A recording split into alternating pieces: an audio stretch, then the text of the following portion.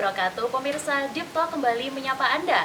Nah, episode kali ini kami akan kembali mengajak Anda mengenal, mencintai, dan melestarikan seni budaya Indonesia, yaitu wayang beber. Apa itu wayang beber? Seperti apa keunikannya? Simak cerita selengkapnya dalam Deep Talk, obrolan mendalam, tambah ilmu, tambah wawasan.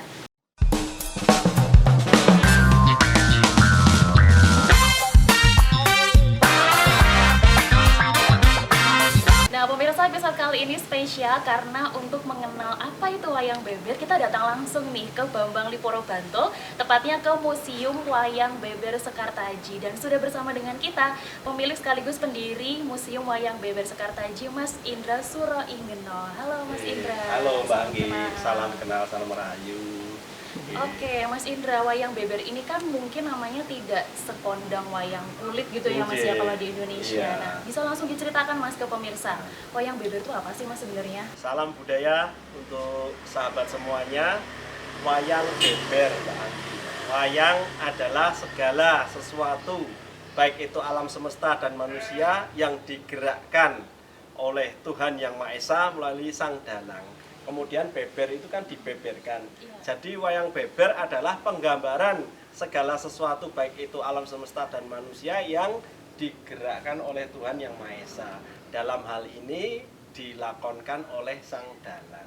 Seperti itu, Mbak.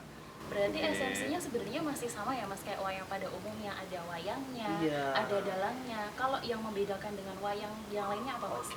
Jadi wayang beber itu berbeda sedikit. Jadi wayang beber merupakan moyangnya wayang kulit purwo, Mbak Anggi. Wayang beber itu jika kita runut dari akar budayanya, menurut hemat kami berasal daripada wayang beber bermedia batu, yaitu relief candi.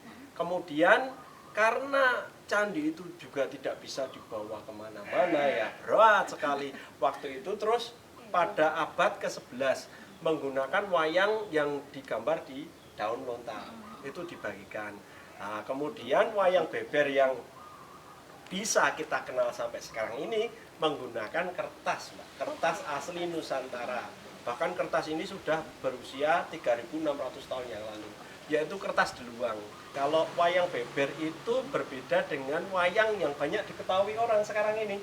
Kalau wayang yang diketahui sekarang ini kan bisa loncat-loncat, bisa banyak sekali bergerak. Kalau wayang beber ini berupa lukisan yang memanjang. Jadi sebuah frame lukisan kira-kira berukuran 1 kali 5 meter. Itu digulung. Jadi caranya itu dibentangkan dari cerita ke cerita, dari pejagong ke pejagong berikutnya. Setelah kita ada satu cerita yang mau diceritakan, kita tancap, kita memakai tuding.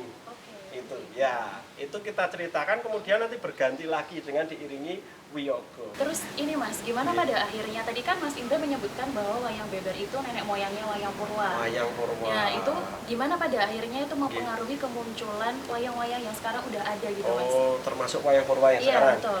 Wayang kan artinya sebenarnya esensinya untuk berdakwah.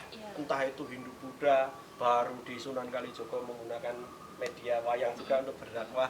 Nah, itu pada abad sekitar abad 15.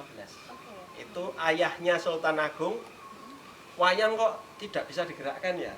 Mbok, bagaimana jika diambil satu-satu biar lebih bisa dimainkan. Nah, dari situlah berubahnya wayang beber berganti wayang kulit purwo yang bisa dinikmati sampai sekarang ini, Mbak Anggi. Ya. Terus baru setelah itu baru muncul wayang jenis lain seperti ya wayang klitek, wayang apa itu lagi, wayang wahyu, wayang apa itu, jenis-jenis wayang itu di belakangnya.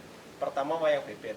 Tapi pun demikian wayang beber juga bisa mewakili karena wayang beber juga mempunyai banyak cerita seperti itu. Oke, berbicara soal cerita atau lakon ya Mas ya kalau di wayang sebutnya. Kalau wayang kulit kan identiknya dengan Ramayana, Mahabharata gitu. Nah, kalau wayang beber itu yang diceritakan apa Mas? Nah, seperti ini Mbak Anggi. Konon ada wayang beber yang diketahui banyak orang. Ceritanya ada dua, yaitu Joko Kembang Kuning dan Remeng Mangunjoyo. Nah, itu bercerita tentang Panji. Nah, karena itu dua wayang tersebut adalah wayang era peninggalan Kartosuro. Nah, daripada itu sebelumnya sebenarnya sama. Mahabharata Ramayana pun ada. Terus Mas, kenapa Mas pada akhirnya itu wayang beber jadi tenggelam? Pamornya, popularitasnya tenggelam nih sama wayang-wayang yang justru munculnya setelah wayang beber. Wayang iya, beber. Kenapa Mas? Nah, ini terkait keadaan yang memang kami harus ceritakan di sini ya Pak. Karena wayang beber itu yang diangkat, kebetulan diangkat di tengah masyarakat ini hanya dua itu tadi. Joko Kembang Kuning, Remeng Maunjoyo. Dan ada satu mitologi yang terpaksa, mohon maaf, diamini banyak orang. Wayang beber tersebut hanya boleh didalangkan oleh keturunan-keturunan dari yang dalang yang dulunya. Kalau sudah garis keluarganya baru boleh dalang. Kalau yang lain kan tidak, kurang berhak untuk mendalangkannya.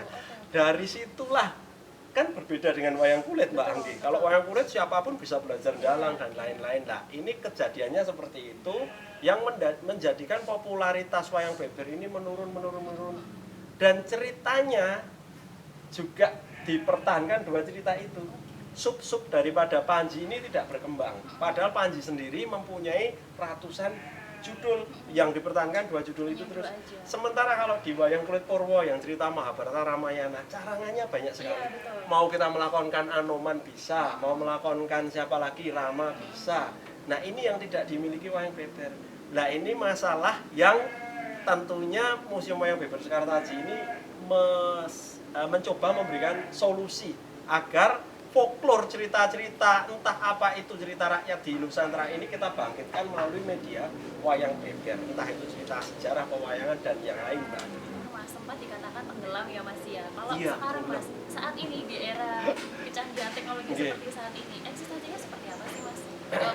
Nggak hanya khusus di Pulau Jawa aja, di Indonesia kayak gimana Mas? Kalau di Indonesia, ya jelas wayang beber ini kan, wayang itu sendiri kan banyak berkembangnya faktanya ya di Jawa dan Bali. Ya Kalimantan, Sumatera ada, tapi tidak se-kontinu yang ada di Bali dan Jawa. Nah, ini teman-teman yang berkesenian ini sekarang sudah sangat terpacu sekali karena wayang ini diminati berbagai bangsa dari belahan dunia. Kok kita sendiri nggak mempopulerkan gitu. Makanya untuk menarik generasi Z, generasi masa depan ini, kita tidak bisa terus-terusan menampilkan kekunoan. Kita harus mengemas. Masa kayak Tom and Jerry aja berasal dari Candi Mendut, salah satu inspirasinya dari Candi Mendut, dan si Kancil dari Jataka, Borobudur, kita nggak bisa ngemas, padahal itu kan harta karun warisan cerita kita. Makanya kita buat animasi Mbak Anggi. Kita buat animasi, kita buat film kartun yang basic dari cerita wayang beber itu. Kita mulai bangkit ke arah situ yang generasi milenial dan generasi Z untuk menjawab tantangan zaman. Menarik sekali ya pemirsa ya. Nah, usai jeda kita masih akan ngobrol lagi nih lebih dalam tentang wayang beber dan juga tentang sosok Mas Indra sebagai pelestari wayang beber. Tetaplah bersama kami dalam Deep Talk, obrolan mendalam, tambah ilmu, tambah wawasan.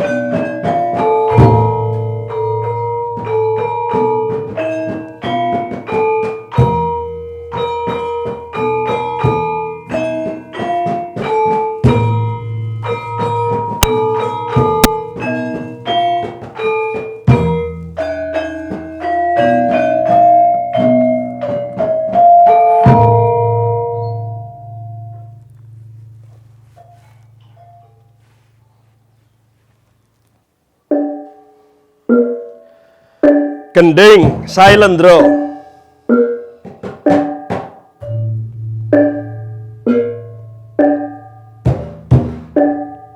Jaman Pratandha jaman mula bukane jaman Purwa. Ya pangeran Sutasoma. Oi, piye to? Nek gamelan ki kabeh diganti gong wae. Kan bentuke luwih gedhe, suarane luwih seru.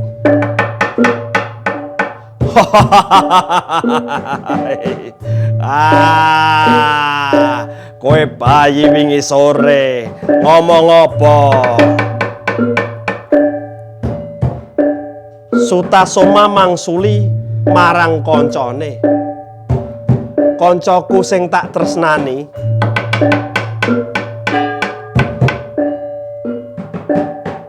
Gong sing tok tutuk kuwi memang wujude gedhe. Tok tabuh suarane ya seru. Nanging aja nglalekke ana saron ana kendang. Sing cilik-cilik kuwi aja ana rasa atimu pilak pengen ngilangi. Tok pilah-pilah. Dumeh gedhe bentuke, gedhe wujute. Ora etuk ngono kuwi. Neng Nuswantara iki gedhe cilik, ayo padha sesarengan, padha rungokno iki. Bhinneka Tunggal Ika, Tanhana Dharma Mangra. Walaupun berbeda-beda, tetapi tetap satu juga. Beda rupa ora masalah, beda ukuran ora masalah. Cilik gede ayo padha sesarengan njagi tlatah Nuswantara iki.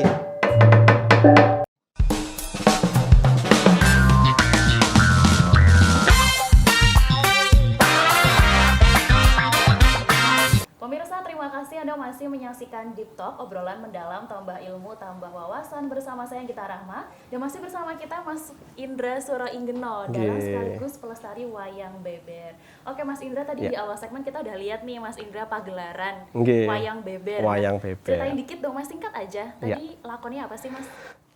Ya Mbak Anggi, nah ini kebetulan lakon yang kami bawakan tadi itu wayang beber cerita Sutasoma. Tentang toleransi.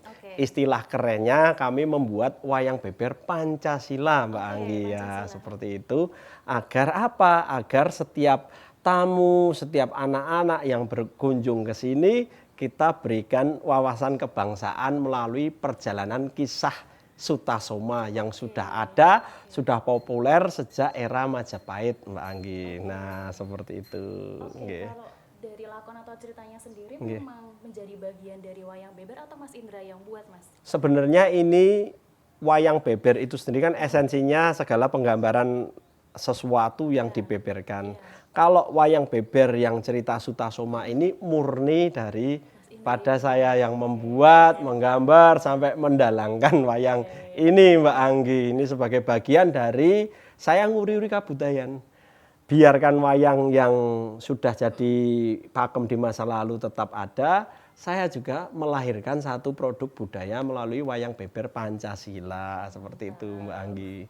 Saya nggak tahu ya Mas, kalau di luar daerah istimewa Yogyakarta ini ada lagi atau enggak nih orang pelestari wayang beber yang bisa ngelukis juga, bisa mendalang, menceritakan wayang bebernya gitu. Nah Mas Indra sendiri ini dari sejak kapan sih Mas mempelajari tentang wayang beber?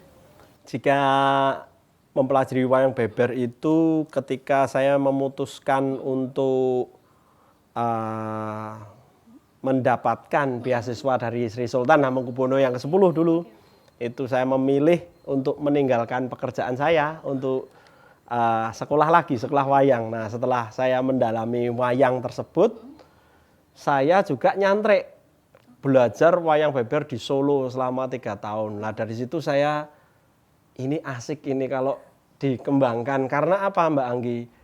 Berbeda nasib dengan wayang kulit purwo tadi. Betul. Ini wayang beber udah mau punah. Pokoknya yang saya dengar itu wayang beber udah mau punah, wayang beber udah mau punah. Nah, ini yang memacu saya untuk ini harus dibangkitkan lagi. Seperti itu Mbak Anggi ceritanya. Jadi apa Mas yang bikin Mas Indra jadi jatuh cinta sama wayang beber? Aduh, kalau ngomongin jatuh cinta sejak kecil, hiburannya tidak ada game, tidak apa-apa, tidak ada apa-apa zaman dulu ya. Jadi sejak kecil itu kalau malam itu sering digendong orang tua atau diajak simbah itu nonton pagelaran wayang. Lah, itu agak terngiang-ngiang gitu Mbak Anggi. Akhirnya jadi kalau untuk gambarnya itu sudah sejak kecil juga, tapi belum berfokus ke wayang. Nah, baru dapat henetnya itu, baru dapat telenging manah istilahnya seperti itu, sekitar kira-kira ya 7 tahun atau 8 tahun silam ketika saya, ini wayang nih keren nih. Karena dulu saya pernah ke Eropa Mbak. Jadi di sana itu orang-orang mengagumi wayang, istilahnya seperti itu. Nah itu yang membuat, duh kok malah orang kita sendiri lupa gitu lah, berbanding terbalik. Apa yang mereka kagumi malah kita melupakan. Lah dari situ saya terus istilahnya ngelebus biur gitu di dunia wayang seperti itu Mbak Anggi. Tadi selain dari pernah bersekolah wayang tadi ya Mas ya, keterampilannya sendiri memang ada latar belakang dari keluarga yang memang mungkin dalang atau memang seniman atau gimana Mas? Jadi memang kalau daripada saya sendiri itu melompat ke kakek-kakek saya dulu. Nah, kakek itu salah satunya Mbah Pawiro Surakso Sudargo. Itu dulu kan abdi dalam keraton yang nguri-uri kabudayan. Sebenarnya intinya itu adalah kakek-kakek saya adalah sosok-sosok tokoh yang sangat konsisten dalam menjaga kebudayaan. Lah, saya kesetrum. Bukan dari ayah tapi kesetrum dari kakek nenek. Lah dari situ terus pilihan saya, akhirnya saya jatuh hatinya pada wayang Mbak Anggi seperti itu nggih. Wayang beber ini kan tadi di awal kita sempat ngobrol bahwa bentuknya saja sudah berbeda. Berbeda gitu. Nggih. Ada kesulitan nggak sih Mas yang dirasakan Mas Indra selama proses Mas Indra kan juga melukis sendiri. Melukis nggih. Wayang bebernya ada kesulitan nggak Mas dari proses melukisnya atau pada saat mendalangnya itu kesulitannya apa yang dirasakan? Jadi begini Mbak Anggi, karena saya masih mengikuti apa yang dikatakan guru saya, yaitu Bapak Sagio, Maestro Wayang Yogyakarta. Tentunya dalam berkarya ini ada dua jenis, karya wayang yang untuk produk dan karya wayang untuk spiritual. Jika untuk spiritual itu menurut saya dan menurut guru saya itu harus menggunakan satangga istilahnya.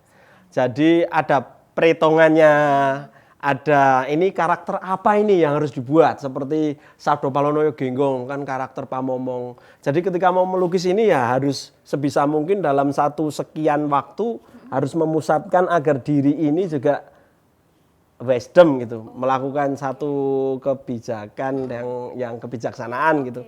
Jika membuat karakter buto ya harus merengut, harus keluarin emosinya. Jadi nanti setiap lukisan ini harus keluar rohnya istilahnya. Kalau masyarakat Bali menyebut taksunya, auranya keluar. Nah itu yang membuat kadang-kadang wayang beber yang menurut kami ya ini memang nek untuk yang tenanan memang harus prosesnya lama Mbak Anggi seperti itu. Saat ini kan kita ada di Museum Wayang Beber Sekartaji. Itu Mas Indra juga yang mendirikan. Ya kebetulan. Mas Indra juga yang mengisi di dalamnya. Pokoknya gitu, semuanya ngebut ini. Mungkin bisa diceritakan Mas ke pemirsa gitu. Apa namanya proses awal sampai akhirnya Mas Indra bisa mendirikan Museum Sekartaji ini gimana sih Mas? Jadi dulu kok ya beruntung saya suka wayang. Saya juga pernah bekerja di museum terbesar nomor 2 di Indonesia, yaitu Museum Sono Budoyo. Dari situ terus ketemu kebetulan suwargi Bapak Krestia Bintoro. Piye nek kowe ndirekke museum? Seperti itu dulu. Lah saya cuma punya satu ruangan.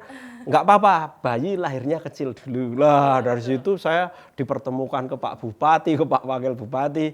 Saya kan modal semangat Pak. Oh mau mendirikan, karena wayang beber hampir punah Pak. Saya lugu cerita. Akhirnya dapat restu, kami dirikan satu ruangan ini Pak. Jadi saksi dulu koleksi kami hanya 7 dari 7 lukisan. Sekarang jadi hampir kita punya 500 lebih koleksi. Ya ini selama 7 tahun, hampir 7 tahun ini kita berkembang terus Mbak. Dari prosesnya membuat museum seperti itu Mbak dulu, dari modal semangat dan cinta. oleh dan untuk wayang ya seperti itu. Kalau sanggar seninya kan saya sanggar seni budaya Bonalit, anak-anak tadi yang bermain itu sejak 2013 sudah saya rintis. Kalau museumnya tepatnya 1 Oktober 2017. Untuk isinya sendiri Mas di dalam Museum Wayang Beber Sekartaji ini ada apa aja Mas? Ya kalau Mbak Anggi bisa saksikan isinya di sini ya, kita seakan-akan dibawa ke mesin waktu dari era prasejarah, era sebelum ada manusia, manusia purba, baru manusia purba era kuno menemukan satu budaya berkembang langsung ke era Hindu-Buddha, era Islam. Nah itu untuk menjelaskan, karena para wali dulu menyebarkan dakwah agama ini juga menggunakan wayang beber, wayang beber Purwa. Lah dari situ kami ceritakan untuk memperkuat eksistensi wayang beber ini sendiri. Dan kebetulan kami namai Sekartaji. Oke, dari pendirian museum ini Mas, apa Mas tujuan yang pengen Mas Indra capai? Ya, pertama membangkitkan wayang beber. Yang kedua budaya tutur yang semakin lama semakin tergantikan oleh teknologi ini, setidaknya kita bersahabat dengan teknologi, tapi nuansa nusantaranya harus kita bangkitkan lagi, karena nggak boleh ketinggalan, karena sesuatu yang dikagumi dunia kok malah kita sendiri yang punya melupakannya, seperti itu Mbak Anggi. Oke pemirsa, kita masih akan kembali dengan obrolan seru nih tentang wayang dengan Mas Indra. Tetaplah bersama kami dalam Deep Talk, obrolan mendalam, tambah ilmu, tambah wawasan.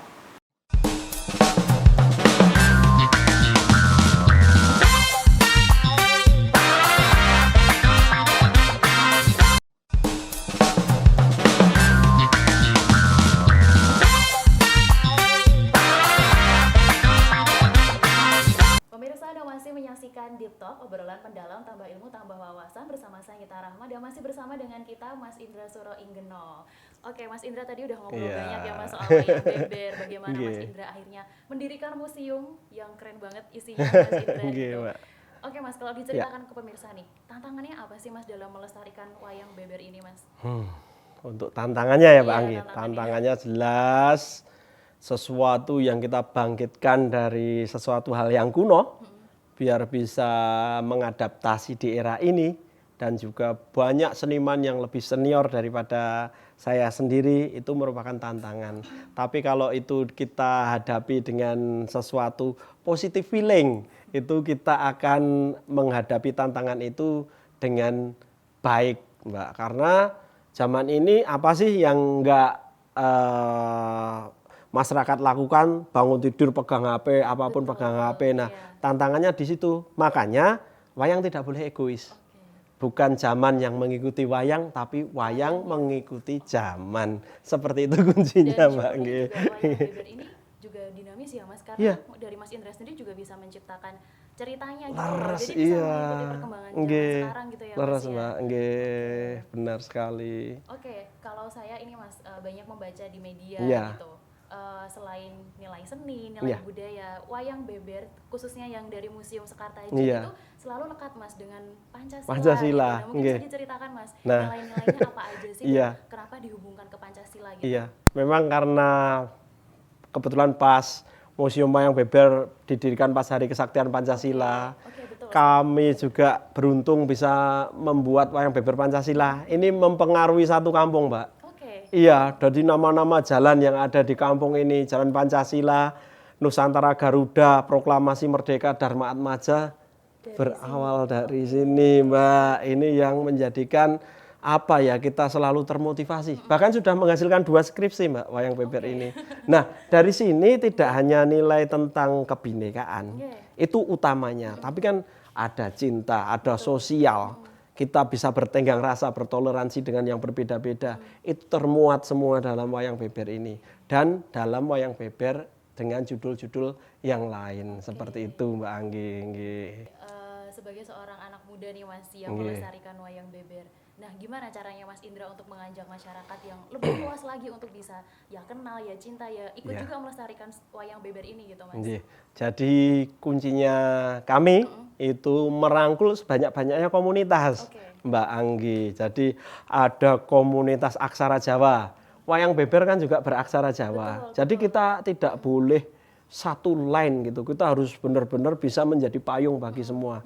Kalau ada kegiatan aksara, kita pembukaan pentas, wayang beber, reog di masyarakat, pitulasan dan yang lain kita siap hadir. Kita ini ada 2 segmen, Mbak. Kita pentas yang memang untuk profesional, kita pentas untuk ngeruat, itu semuanya free. Jadi kita datang pentas, itu yang membuat ini biar dikenal. Nah, dari situ dari berbagai komunitas, ada komunitas apa lagi ya, gemar menggambar, ada komunitas yang lain lagi. Itu kita gabung melebur menjadi satu.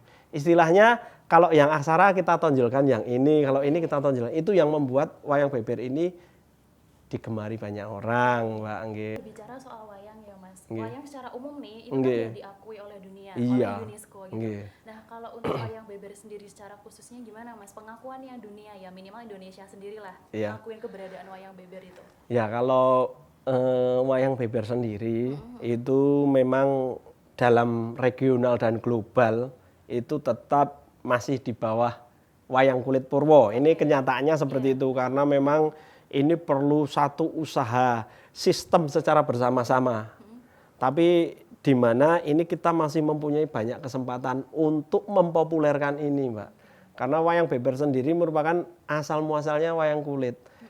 Asalkan kita banyak berkreasi dan kita bayangkan saja Mbak, di Indonesia ini ada puluhan ribu folklore cerita rakyat. Kalau kita angkat semua menggunakan media wayang beber ini, nanti dunia yang akan terpana Mbak, dan akhirnya kita akan diakui. Sebenarnya untuk pengakuan UNESCO tentang wayang ini sudah melingkup semuanya. Oke, Wayang mencakup beber, semua nggih. jenis wayang Jadi ya, Mas? wayang beber termasuk di dalamnya, seperti itu Mbak Anggi. Oke, Nggih. terakhir nih Mas Indra Nggih. sebelum kita tutup ya Mas. Apa Iya. sih harapan Mas Indra ke depan mungkin untuk wayang beber atau untuk museum ini juga gitu? Ya, harapan ke depan adalah untuk para sahabat, untuk para guru saya, untuk para seniman wayang, budayawan wayang yang ada di Nusantara. Jika ada anak baru yang mau belajar wayang, seyogyanya dikenalkan yang mudah-mudah dulu. Betul. Biar mereka ini, generasi milenial ini, generasi Z ini tidak takut dulu. Kan kebanyakan, ini wayangnya sulit, gini. Mereka, nonton K-pop aja enak, nonton ini aja enak. Kita berikan yang terbaik, kesenangan, kesempatan mereka untuk berkarya. Setelah mereka masuk, mau dikasih rumus apapun, ilmu pewayangan apapun, mereka akan lebih cepat.